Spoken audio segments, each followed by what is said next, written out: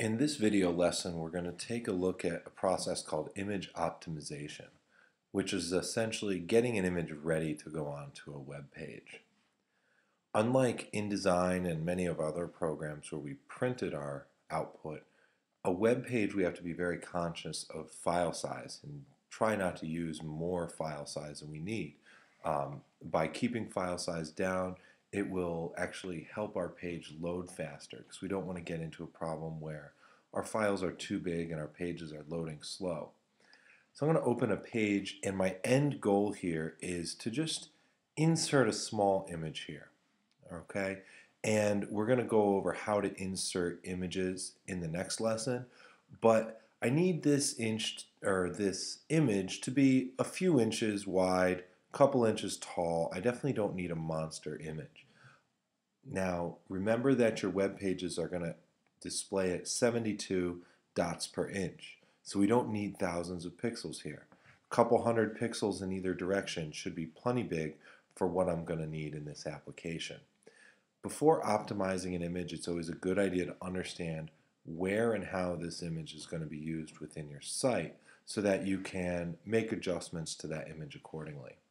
Now, the image I'm going to use here, was taken with a good digital camera, so it's going to have a very large file size.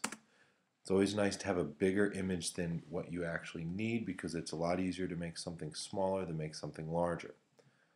So if I get info, you're going to see this image is about 3,800 pixels by almost 2,600 pixels with a size of 5.2 megabytes. Way bigger than that image that I'm going to need. So what I'm going to do is actually shrink it down. If I don't shrink it down, what will end up happening is, even though I have it shown on my page as a small image, all that information gets loaded with the page. So even a small image, if not optimized, can make a page load slowly. I'm going to start by using Photoshop. So I'll take my image and open it in Photoshop. Photoshop has an image optimizing part to make it very easy for me to go ahead and make this image sizable for my web. The first thing I'm going to do is alter the size. I don't need this to be thousands of pixels wide. So I'm going to go to Image, and I'm going to go to Image Size. You can see here's my width, 3,872 by 2,592. I don't want to adjust the scale of the photo, so I'm going to keep constrained proportions checked. And I'm going to change this now. You can see my width and height, 53 inches. That's huge. I can go ahead and I can make this, let's say, 5 inches. And you can see how much that drastically changed the size of the photo. I'm down from 28.7 megabytes to 254K, which is kilobytes. Much, much smaller. So my width is now 360, my height is 241. In inches, displayed at a resolution of 72 pixels per inch, I'm 5 by 3, which is going to work perfectly for what I'm using this for.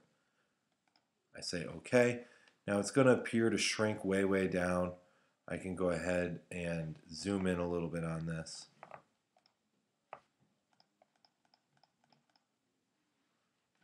And my next step is I'm going to prep this for the web.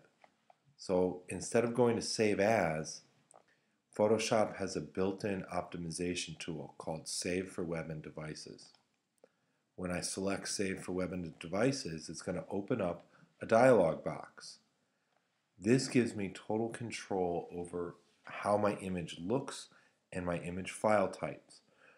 Remember when we talked about image file types, different file extensions offer different positive and negative benefits. We see in the tabs up top, we have Original, Optimized, 2UP, and 4UP.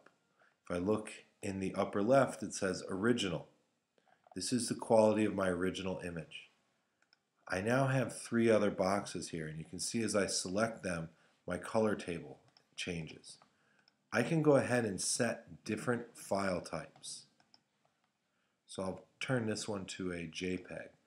You have total control in the right-hand column. So in my lower right, I'll turn this to PNG 8. And what we can do is we can compare the different file types. both in size, in image quality, and load time. If I look here, here's a GIF file, 68.18K, 13 seconds at, here's a connection speed of 56.6. Now that's like old school connect through the phone line connection. Your connection speeds are going to be much faster, but this provides a nice comparison basis. If we were to jump up to like our school connection, we may not even see a difference in load time. So I'm at 13 seconds, 3 seconds, and 12 seconds.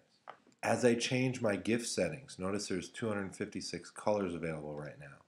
I could drop this down to 8. And you see that's dropped my file size down significantly. But my image now looks grainy and patchy because I have dropped the colors. If this was not a black and white and a color image, you would see even a more drastic change. Sometimes this works very well, though, if you have an image with only a select few colors in it, such as an illustration. I can compare my PNG and my JPEG here. Notice the PNG size is much larger. If I needed transparency in this PNG, all right, I could go ahead and select, all right, and use this image size. However, if we take a look at this JPEG, smallest file size, even at a high compression, we can compare compression settings on our JPEG, high, medium. Let's go all the way down to a low quality JPEG. And it's very subtle, but if I zoom in a little bit, we might be able to see. See how the JPEG at the low setting has gotten a little bit grainier than the original? What this is allowing you to do is simply change your image so that you can get the best possible quality versus file size ratio. Now, this is really a judgment call, and it's all going to be dependent upon your application. Now, 12K is a small image. If I zoom this out, I can't tell a huge difference between these two. So what I'm going to end up doing is I'm going to select this JPEG image. This is going to be the best fit for my application. Once I've selected it, I'm going to go to the Save button down below. And this will open up the Save dialog box. It's going to allow me to specify where I want this to go, and it's going to save whatever file type with whatever compression settings or color settings, etc., that I have selected. So I'm going to send this to my root folder. I'm working on a practice site, and I'm going to go ahead and put this into my assets folder, which is where I'm going to house all my images for this practice website that we're working on. So I click Save, and it's gone ahead and saved it. Now, if you were creating an original image or made a lot of changes to something in Photoshop before saving for the web, I would also suggest to you saving the original Photoshop document outside of your root folder. You don't want it inside because that'll take up file space on your server, but save it somewhere on your hard drive so that if you ever do need to go back and make any changes or wish to reuse that image in a slightly different application, all your original layer information, changes, etc. are going to be saved there. Plus you'll have the original high quality image that you can go ahead and work with. Again, it's always easier to work down and compress something and lower its quality than it is to work up. It's impossible to make something higher quality than its initial file.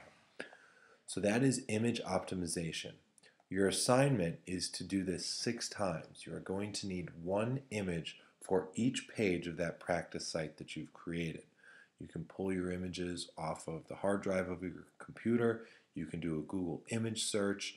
The images themselves, as long as they're appropriate, don't matter right now so much as this practice of optimizing this image and sizing it for your application on your web pages.